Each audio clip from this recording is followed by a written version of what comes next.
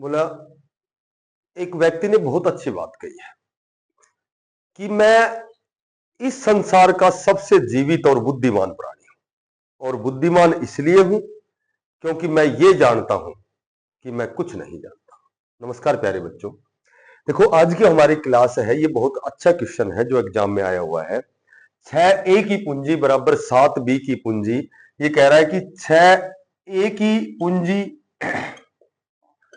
और ये बराबर है 7b की पूंजी, ठीक है, और ये बराबर है 8c की पूंजी।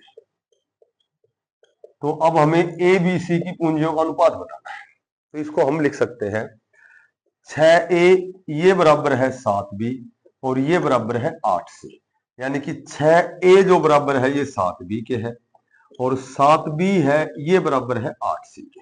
यहां a का मान आ गया हमारे पास 7, b का मान आ गया हमारे पास 6, यहां b का मान आ गया हमारे पास 8 और c का मान आ गया 7। ठीक है, तो अब हम ए बी सी कैसे निकालेंगे, वही तरीका। ए की जगह लिखेंगे 7, बी की जगह 6, या बी की जगह 8 और सी की जगह 7। यहाँ 6 है तो इधर भी 6 लिखो, ये 8 है तो इधर 8 लिखो। ए का अनुपात 8 7 56, 8 छंगी 48 और 7 छंगी 42। और यदि कट रहे हैं 2 से तो इसको काटो, 28 अनुपात 24 अनुपात 21। ठीक है, तो ए बी सी का अनुपात आ गया 28 24 और 21।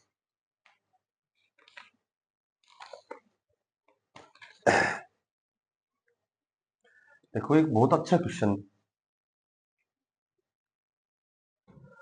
कि ये कह रहा है कि साझे के एक व्यापार में ए का कोई साझा है 3 जनों का, तो ए का कुल पूंजी का 1/6 भाग इसने 1/6 समय के लिए लगाया। ठीक है, उसके बाद बी ने क्या किया, बी ने उसी कुल पूंजी का टोटल जो भी अमाउंट है कुल पूंजी का इसने क्या किया कि 1/3 भाग और 1/3 समय के लिए लगाया। ठीक है, सी ने क्या किया, सी ने पूंजी का जो शेष भाग है, पूंजी का शेष भाग पूरे समय के लिए लगाया, पूरे समय के लिए लगाया। ठीक है, 4600 रुपए के कुल लाभ में, कुल लाभ है 4600 रुपए, 4600 रुपए के कुल लाभ में ए का हिस्सा क्या है, ए का भाग। अब सुनो, हम क्या करते हैं कि कुल पूंजी 1/6 भाग 1/6 समय के लिए, हम पूंजी है उसको तो डिनोट कर लेते हैं एक्स से, भाई पूंजी एक्स से, और जो समय है इसको वाई से। ठीक है, इसको हम समय को वाई से डिनोट कर लेते हैं।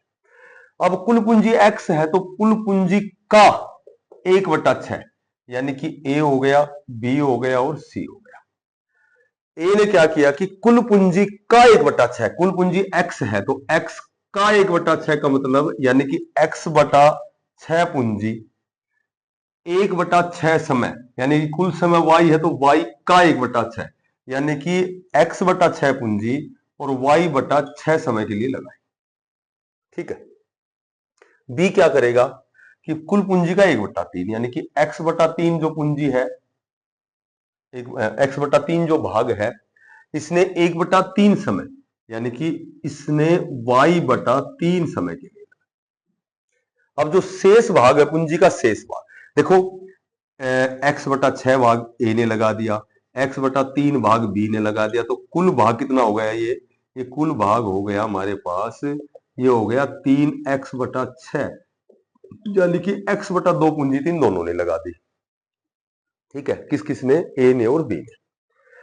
अब x/2 पूंजी इन दोनों ने लगा दी, टोटल पूंजी कितनी है x, तो शेष भाग कितना बच गया, शेष भाग बच गया x/2, यानी कि आधी आधी पूंजी लगा दी दोनों ने, तो आधी बच गई, वो अकेला सी लगाएगा।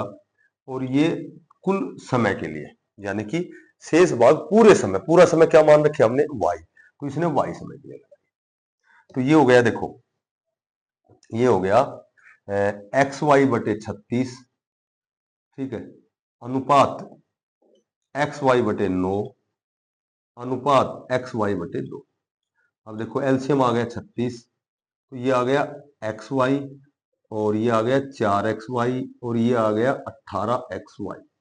एक्स वाई से एक्स वाई कैंसिल, तो ये अनुपात क्या बन गया तीनों का, 1:4:18 अनुपाती योग आ गया 18 4 22 और 1 23।